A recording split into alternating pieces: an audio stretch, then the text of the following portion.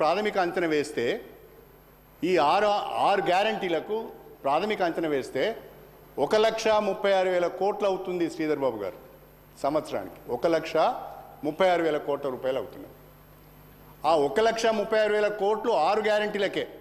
ఇంకా అందులో రైతు రుణమాఫీ లేదు, అందులో డిక్లరేషన్స్ లేవు, అందులో డాక్టర్ బిఆర్ అంబేద్కర్ అభయహస్తం లేదు, యువ వికాసం లేదు, అన్నీ ఇంకా చాలా ఉన్నాయి. అవి కాకనే ఈ 6 గ్యారంటీలకు 13 హామీలకు 1,36,000 కోట్లు కావాలి. అధ్యక్ష ఒకటే చిన్న ఎగ్జాంపుల్ చెప్తా మీకు, ఇవన్నీ వద్దిగా ఒకటే ఎగ్జాంపుల్ చెప్తా. అధ్యక్ష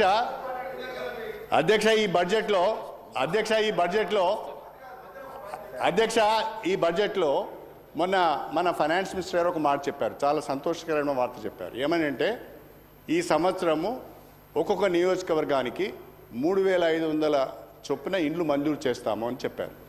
అంటే ఎన్ని అవుతున్నాయి అధ్యక్ష? అవి 119 నియోజకవర్గాలంటే 4,16,000 ఇండ్లు అవుతున్నాయి. 4,16,000 ఇండ్లకు 5 లక్షల రూపాయల చొప్పున లెక్క కట్టినా లేదు, ఎస్సీ ఎస్టీలకు అదనంగా ఇంకో 1,00,000 ఇస్తా అన్నారు. అవన్నీ లెక్క కడితే దాదాపు 23,000 నుంచి 24,000 కోట్ల రూపాయలు కావాలి అధ్యక్ష. కానీ మీరు బడ్జెట్లో ఎంత పెట్టారు? మీరు బడ్జెట్లో 7,000 కోట్లు పెట్టారు అధ్యక్ష. అంటే ఇది తప్పించుకోవడం కాదా అధ్యక్ష? ఇది వాస్తవాలు తెలుసుకోకుండా మాట్లాడితే నేనేం చేయాలి? మీరు చెప్పిన మాటలే, మీరు ఇచ్చిన ఫిగర్స్నే మేము మాట్లాడుతున్నాం, భిన్నంగా ఏం మాట్లాడడం లేదు, కొత్త ఫిగర్ నేను తీసుకురావడం లేదు. అదేవిధంగా మహాలక్ష్మి అన్నారు అధ్యక్ష, అదేవిధంగా మహాలక్ష్మి అన్నారు. ఏమన్నారు?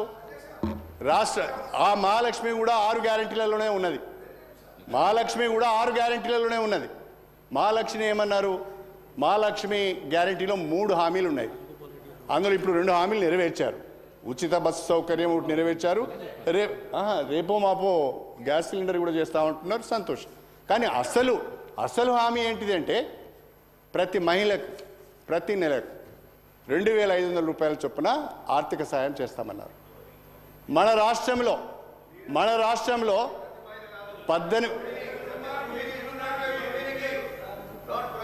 అరే కాదా బాబు, నువ్వు రాసింది చెప్తున్నా నేను, కొత్తవి నీకు తెలియదు, ఇల్లు ఉన్నది.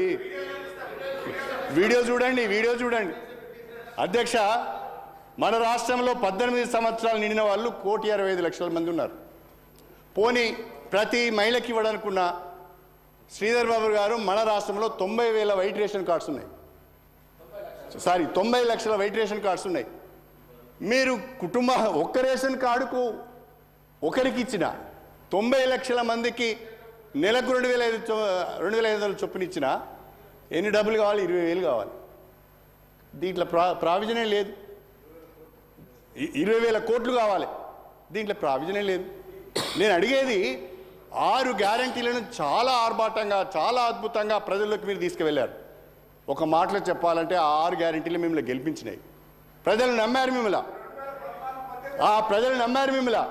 ప్రజలు నమ్మి మీకు ఓట్లేశారు.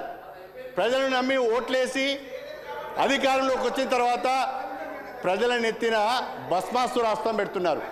ప్రజలకు మొండి చేయి చూపించే ప్రయత్నం చేస్తున్నారు. అది మాత్రమే మీకు చెప్పే ప్రయత్నం చేస్తున్నాం మేము. అధ్యక్ష ఇందిరమ్మ ఇండ్లు, మహాలక్ష్మే కాకుండా ఇవాళ చేయూత కార్యక్రమం ఉన్నది అధ్యక్ష. నాకు తెలిసి సబ్జెక్ట్ టు కరెక్షన్ 44 లక్షల మందికి మనం ఆసరా పెన్షన్లు ఇస్తున్నాం. దాన్ని పేరు మార్చిలు చేయూత పెట్టారు, ఏమి అభ్యంతరం లేదు. 44 లక్షల మందికి ఆసరా పెన్షన్లు ఇచ్చేటప్పుడు సాలీనా దాదాపుగా 12,000 కోట్ల రూపాయలు ఖర్చు అవుతున్నది. మీరేం చెప్పారు?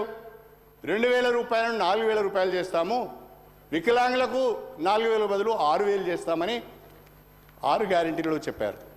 చేయూతలో అంటే ఎంత కావాలి? ఇప్పుడు దాదాపుగా సంవత్సరానికి చేయూతకు 24,000 కోట్లు కావాలి. 24,000 కోట్లు కావాలి.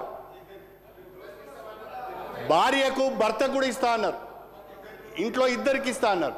అంటే 30,000 కోట్లకు పోతుంది. అంటే ఇవన్నీ లెక్కలు చేసి హామీలు ఇచ్చారా?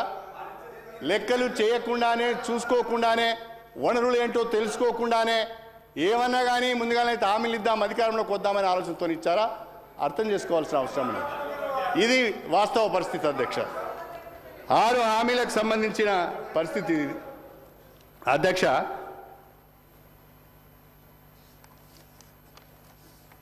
ఇండస్ట్రీ ఐటీ గురించి చెప్పారు. గత 10 సంవత్సరాల కాలంలో తెలంగాణ రాష్ట్రంలో బ్రహ్మాండంగా పారిశ్రామిక అభివృద్ధి జరిగింది. బ్రహ్మాండంగా ఐటీ విస్తరణ జరిగింది. ఇది కాదనలేని సత్యం ఇది. మీరు గణాంకాలు చూసుకున్నా ఫైనాన్స్ డిపార్ట్మెంట్ నుంచి, ఇండస్ట్రీ డిపార్ట్మెంట్ నుంచి వివరాలు సేకరించిన అదే విధంగా ఉంటుంది.